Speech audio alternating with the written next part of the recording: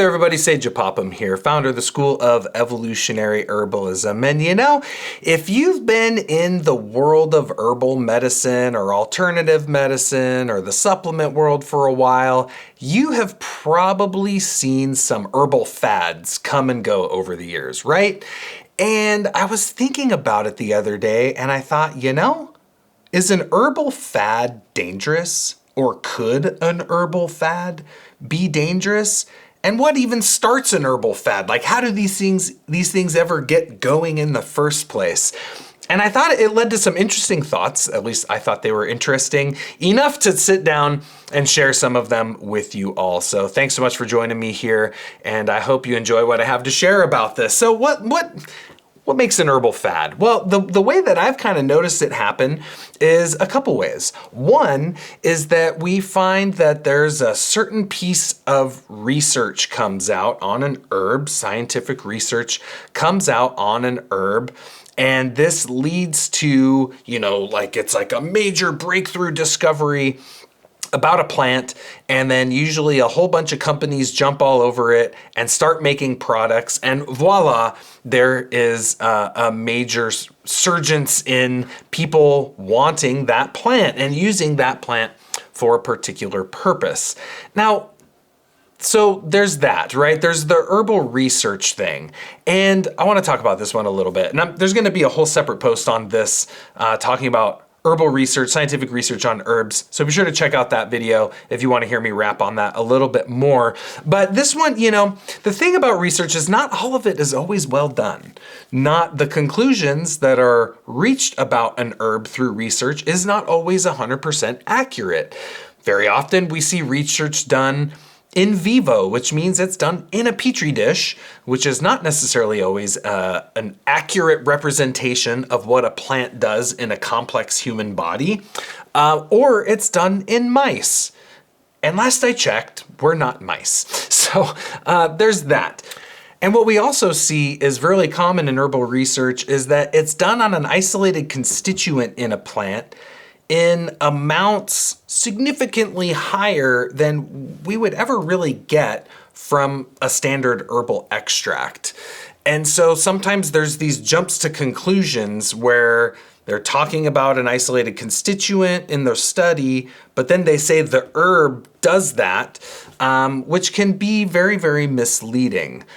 Not to mention, sometimes research is funded by an herbal company with their herbal product that is a proprietary extract that no one can make because it's proprietary. And of course, this research always looks really good because the company only wants good looking research to get published. So we have to kind of consider funding sometimes. But these are all things that can really lead to these herbal fads, which I think can actually be a little bit misleading, or in some situations, maybe even dangerous. So the other way that we find herbal fads happen is typically through, right, some celebrity or a famous doctor on a really popular TV show, or, you know, some influencer doctor or something like that talks about an herb.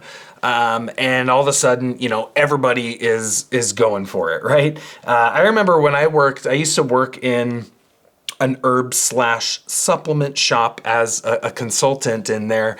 And I remember there was a period of time where acai berry was talked about. I think it was a celebrity doctor started talking about acai for weight loss. And it was like, we were selling thousands and thousands and thousands of dollars of acai berry juice and capsules and all of this stuff. And everybody thought that all they needed to do was take a shot of acai and like magically they're just going to lose all of this weight, and they didn't have to exercise, they didn't have to change their diet, they didn't have to change their lifestyle, and they were just magically going to lose all this weight. And we kept seeing these people come in and they would buy it and buy it and buy it and buy it and buy it. And then, you know, years later, they'd still be coming in and they're like, man, it didn't really work. And it's like, well, yeah, because there's other factors that are involved here. So one of the things about this that kind of sometimes, as an herbalist, someone I've dedicated my whole life to the study and practice of herbal medicine, when you see these celebrities or famous doctors or influencers talk about an herb and kind of just make this explosion in the culture of people wanting this plant for this certain thing, a lot of them, those people aren't herbalists, right? They don't understand traditional herbal medicine. They don't understand how to properly use an herb. And what happens is they're thinking about the herbs in a very allopathic mindset. And I think an important thing to consider about herbal medicine, and what I believe is the power of herbal medicine and well-practiced clinical herbal medicine, is its specificity to the patient, to the client, to the person. That yes, there might be 5, 10 different people with brain fog, but that doesn't mean they should all take Bacopa, right? Some people might have brain fog because they have metabolic syndrome. Some people might have brain fog because they have hypothyroid. Some people might have brain fog because they have a sleep debt accumulated. Some people might have brain fog because of digestive issues. There's so many different things that can contribute to brain fog, that to just say, hey, here's this fancy nootropic herb that everyone should take if you've got brain fog. It's like, that's not how herbal medicine really is meant to be used, right? Because as herbalists, we treat people, not symptoms. And most herbal fads are based on, massive groups of people taking an herb for a particular symptom or condition where it may not be applicable to that person. It may not be specifically suited to that person. And while it may not necessarily do them harm, it also may not work. And then when it doesn't work, now that person maybe has completely lost faith in herbal medicine. Oh yeah, I tried that herbal stuff and it didn't work. So I think there's that, right? And oftentimes these types of situations really just focus on one part, one property, one aspect of that herb, and tunnel in on it, and then ignore the rest of what that herb does. We kind of get hyper focused on a singular aspect of it that we forget the complexity and the versatility of herbal medicine, as well as the specific situations where that herb is indicated, and potentially specific situations where an herb might be contraindicated, right? So I want to talk about what I think some of the dangers are of herbal fads and why I think we have to be aware of them and be able to educate people on these things, because especially if you're a practicing herbalist and you're seeing clients, it's very common for clients to come and they've got this massive list of supplements and herbs and extracts and all this stuff that they're taking, and they may not even know why they're taking it, but they just take it because someone said it was good for them.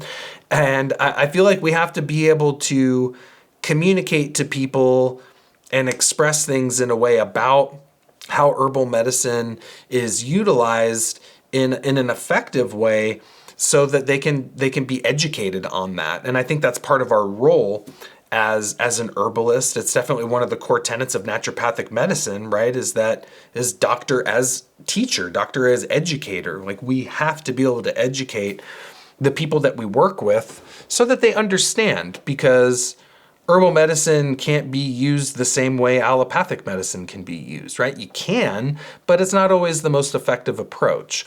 So one of the main dangers I see with herbal fads is the herbal pigeonhole.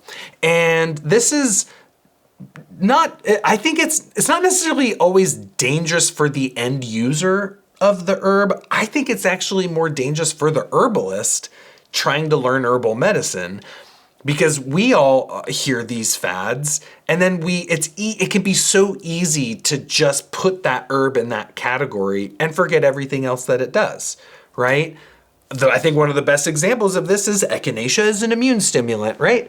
Everybody knows echinacea is an immune stimulant, right? And this is based off of scientific research, and echinacea has been shown that it has very powerful immunostimulating properties, and so that's the way everybody uses it, right? All of a sudden, echinacea is put in every immune formula, cough, cold, flu formula, infection formula, which I'm not saying is necessarily bad, but what that leads to is a lot of herbalists forgetting the traditional way that echinacea was used, right? So, for example, echinacea classically was understood as an alterative, right? As in what we might think of as an anti-discratic agent, meaning it's a blood purifier. It was used for sepsis. It was used for, you get an infected wound and you're getting the red streak up your arm, which is a really dangerous situation. Brown recluse spider bites, rattlesnake bites, copperhead bites, really, really like poisons.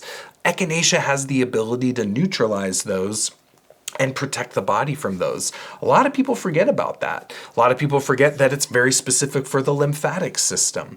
A lot of people don't think of that being as interestingly, a cooling circulatory stimulant. So there's all these other things about echinacea that we overlook when we just think of the little category that we tend to put things in with fads, that it's an immune stimulant. What's elderberry, right? The antiviral herb. Well, the danger of thinking of elderberry as an antiviral herb is that we think elderberry is going to cure all viruses, right? We think, oh, well, if it's a viral infection, just take elderberry and you should be fine. Well, the fact is that the research on elderberry shows that it's useful for influenza and the cold, the common cold, right? There's not really a lot of research showing that it's super amazing. It's not necessarily antiviral. It's not going to go in and like kill all these different types of viruses in the body, right? So this is another pigeonhole, right? Saw palmetto is the prostate herb. Everybody thinks it's only a men's herb. Saw palmetto is a very useful female reproductive system herb as well. Saw palmetto is a respiratory herb.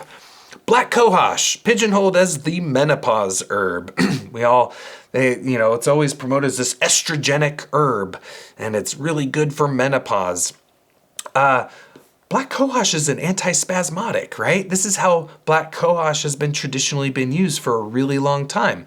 I remember this really great story that Paul Bergner tells, that he was in an old physiomedicalist clinic dispensary. I think he said it was in Ireland.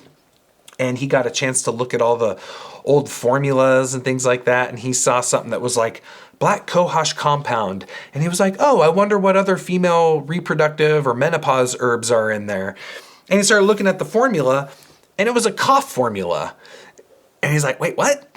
It's like, well, yeah, black cohosh. It's a relaxant for the respiratory tract and really useful for spasmodic coughs, asthmatic conditions, things like that. We overlook the broader application and usage of herbs when they get pigeonholed in these little categories that are commonly created with herbal fads. Some of them are just ridiculous. That, for example, wild yam as a herbal progesterone. That is the biggest lie, maybe not the biggest, but it's a big one in the herbal world. Wild yam is not a natural source of progesterone, right? And I think a big one right now that I'm seeing a lot is cannabis. I think cannabis is currently, as this is being filmed in 2024, the new herb fad, right? In the places where cannabis is obtainable, it is being marketed and promoted as kind of like this cure-all. I recently saw a company saying that cannabis was an adaptogen.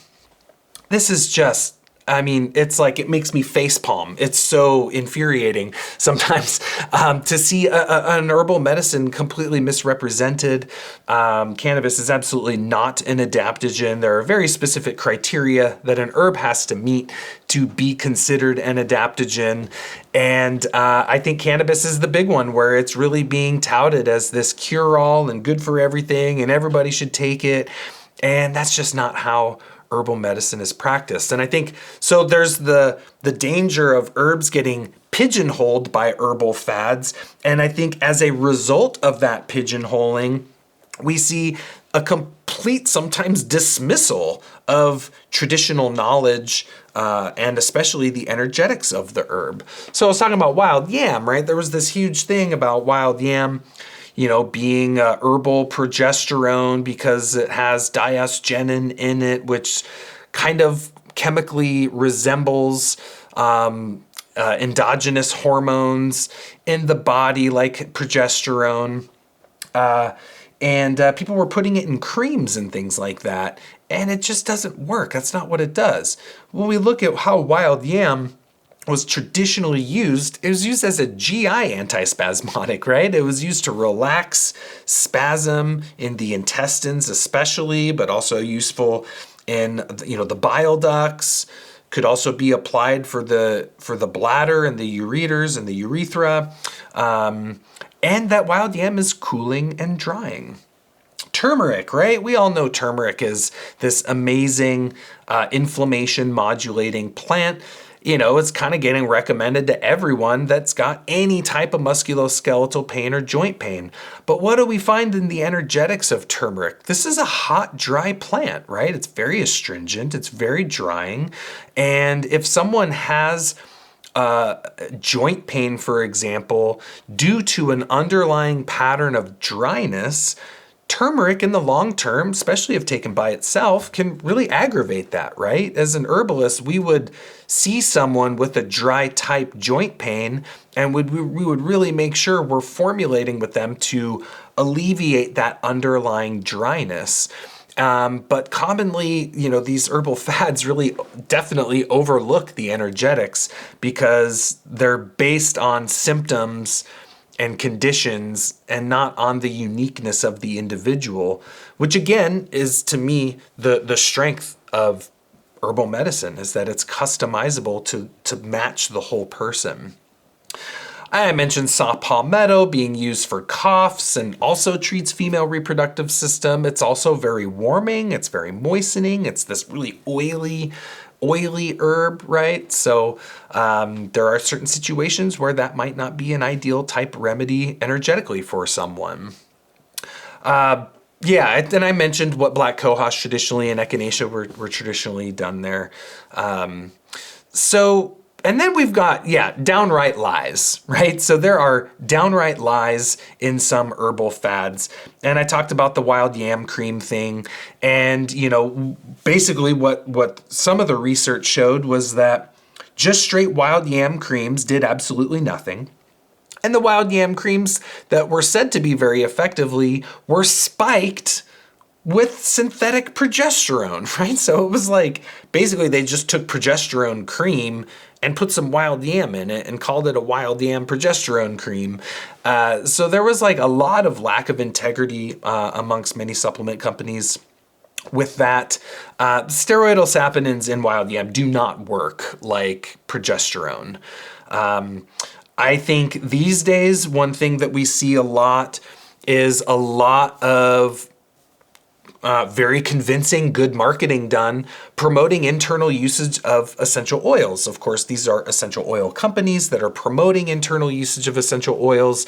This can be very dangerous. Essential oils are incredibly concentrated, and high enough amounts of essential oils taken internally can directly damage your nephrons, the nephrons in your kidneys, that can be irreversible damage.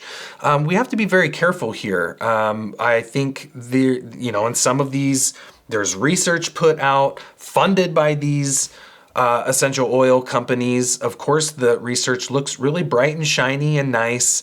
And these are really big companies with well put together, convincing marketing teams that make everything look really good, but maybe are overlooking some of the potential dangers of using essential oils internally, which most herbalists highly do not recommend. But this is the danger, is that we get these pyramid marketing schemes and people that are representing these companies that are basically mass recommending people taking all of these oils internally. But oftentimes these people are not herbalists. They are trained, they're company representatives, right? They're just trained by a company they're marketers, essentially. But it's kind of cloaked as this, as being an herbalist, but without ever really going through like true clinical herbalism training. And that is of concern to many clinically trained herbalists that see this, that see clients that come to them with damage following these types of recommendations, right? So I'm not trying to throw any companies under the bus, not mentioning names, but I do think this is something to just be very, very aware of. Another thing here that we see is where I think the danger for the herbalist can be where certain fads come up about certain plants where the research is done on, say, a standardized extract or more of a phytopharmaceutical, and then maybe there's information constantly repeated out there that the herb has that effect, not necessarily that the standardized extract or phytopharmaceutical of that herb has that effect. And this is what we see with ginkgo, right? That ginkgo really is not that effective as a standard tincture. And that all the research is done on standardized extracts of ginkgo that are something like 50-1 concentrated. But I can't tell you how many herbalists have made ginkgo leaf tincture and think that it's this like ancient, remedy used for cognitive health. And it just doesn't really work that way. And so it can be really misleading sometimes how information is perpetuated, how misinformation can be perpetuated unknowingly, not necessarily saying that people are intentionally perpetuating misinformation, but it can be really easy to have happen where a slight shift in languaging, right, can happen that leads to misunderstanding. Another example of this would be the black cohosh extracts of remifenin, where there's the research on remifenin being used for menopausal symptoms, and there's generally some good research on that and showing it to be effective. But then people start using black cohosh in that way, but it doesn't work the same as the standardized extract. So this is where the fad of black cohosh is good for menopause. It's like, well, actually, most of the research is on a standardized extract of black cohosh called remifenin that has been shown to be good for menopause. And black cohosh can be helpful in some situations, but it's not the same. So that's kind of the point here. And I think the big one, another danger of herbal fads is, again, treating herbs allopathically. This is a really big one for me because it can lead herbalists to just think in terms of allopathy, of use this herb for that symptom. If someone has a prostate problem, give them saw palmetto. If someone has, hot flashes, give them black cohosh. If someone has joint pain, give them turmeric. And that's not really the most effective way to practice herbal medicine. Sometimes it works, but more often than not, it's not specific enough because, again, the practice is being approached of a use this herb for that symptom rather than looking at the whole person, looking at the state of their tissues, looking at the root causes of their issue, and crafting a customized protocol and formulas and dietary and lifestyle modifications that really bring about a transformational healing for them that really gets down to it, rather than just suppressing the symptom or sometimes at best or at worst, not working, right? And at worst, harming someone, which is not as common as many sources of information out there would have us think, but right, the herbal medicine is designed to be specifically tailored to the person. And herbal fads are commonly, if not 100% of the time, really allopathically minded in their approach. And again, oftentimes promoted by companies, people, doctors, influencers, marketing agencies that maybe aren't always have the intention of helping people in mind, possibly maybe just to make a quick buck. And I think we just have to be a little bit cautious in how we think about those things. And then we get to another aspect of herbal fads, which is possible ecological and cultural impact that these fads might have. Sometimes, like, I can remember a big fad back in, I first heard of it in the 90s when I was a teenager. I'm sure it had been going on for longer, Echinacea and golden seal, right? It was Echinacea and golden seal is like the best immune thing ever because golden seal is antibacterial and antimicrobial and anti this and anti that. Golden seal is super slow growing. I mean, this is an at-risk, borderline endangered plant. I remember a number of years ago being at, some really interesting events where we were there with our spagyrics and, some very influential people in the alternative medicine world, alternative healthcare world, promoting things like chaga, and just seeing wild harvested chaga becoming this huge thing. And chaga mushroom is not super fast growing. It grows in a relatively narrow ecosystem range. And I got concerned for over harvesting. This is like exactly what happened with ginseng, right? This stuff goes back a really long ways, right? Ginseng was over harvested a long time ago. And then we have cultural impact so we have ecological impact, and then we have cultural impact of, the new exotic spice or the new thing from some distant country. And, these businesses come in and they find some herb or some plant that has an amazing properties and they want to make it available to the world. And maybe they go down there and they set up shop, and maybe there's ecological impact, but there also might be cultural impact, right? Perhaps those plants are being taken outside of their traditional context and being used in inappropriate ways. One example of this is the plant Ilex guayusa, which is that's in the Ilex genus, which is same genus as holly. This is a relative of yerba mate, and guayusa grows in the Ecuador region. And from my understanding, there was an herbalist from Ecuador that I studied with for a period of time, and his culture, his area, this was like their top spiritual medicine, right? For them, guayusa was like a very integral part of their culture, of their spirituality. For them, it was a very important dreaming herb. It was part of community building where everyone would sit together and they would drink guayusa and they would share about their dreams. The medicine people would use guayusa as a means for accessing dreams and understanding the other plants and the spirits of nature. And it's just like a very profound kind of system and culture around this plant. And then, over the years, I've seen a lot of products on the shelf right next to like mate with like guayusas, like energy and caffeine and like get your day going. And it was just like, man, it just kind of seemed like really taken out of context.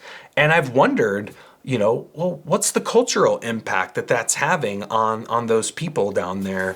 And, maybe there's some ways that it benefits, right? Maybe there's some ways that it brings resources to people that need resources financially. But there also might be ways that it's negatively impacting their culture, and a sacred plant being turned into a commodity product generation after generation is going to change the perspective on that plant and perhaps lead to a loss of traditional knowledge. I always wonder about that, and I don't know the details about it, but I always remember when maca became a really big thing, and I've wondered about the cultural impact of maca over the years. So I think these are important things to consider, that especially when an herbal fad involves an herb that might have limited resources, come from very specific ecological niches or be a part of, traditional culture, that I think these are things that are worth considering. And this is why I feel like it's important to be aware of the concept of an herbal fad and to maybe try not to fall into the trap. And if we do see herbal fads, dig into it a little bit, right? Like dig into the research behind it, dig into potential underlying agendas behind it. And remember that there is no such thing as a cure-all remedy or a single remedy that's good for everybody. I feel like there is no such thing as a single herb that's good for everyone, right? I don't think it exists. And I think it's important for us to not take every little bit of information that we're exposed to as set in stone fact. There's a lot of information out there in this modern world. There's a lot of bad information, and I think there's potentially, a lot of misinformation that we have to be a little bit cautious of, and we have to really do our diligence. And I feel like it's also very important that we don't let these types of things cause us to overlook the traditional uses of medicinal plants.